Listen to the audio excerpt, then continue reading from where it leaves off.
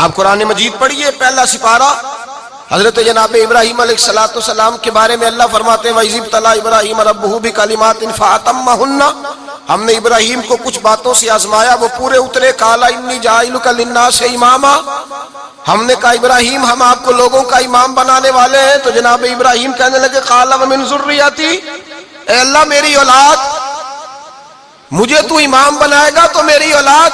قَالَ لَا يَنَالُ عَهْدَ الظَّالِمِينَ، کہا اے ابراہیم میرا وعدہ ظالموں کو نہیں پہنچتا، جو تیرے طریقے پہ ہوں گے وہ امام ہی بنیں گے، جو تیرے طریقے پہ ہوں گے وہ، اور اگر کوئی ظلم کرے گا بیچ میں زیادتی کرے گا تو نا ینال عہد الظالمین، میرا وعدہ ظالموں کو۔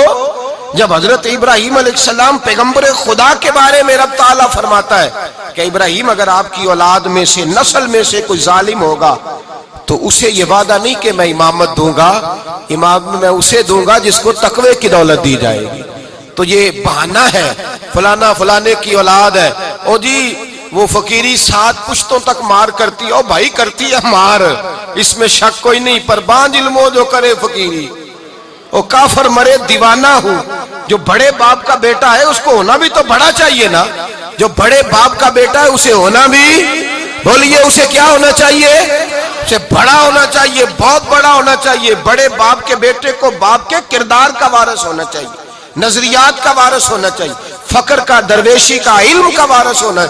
یہاں لوگوں نے بہانہ بنایا، ہیلا کیا، شرف نسبت کا۔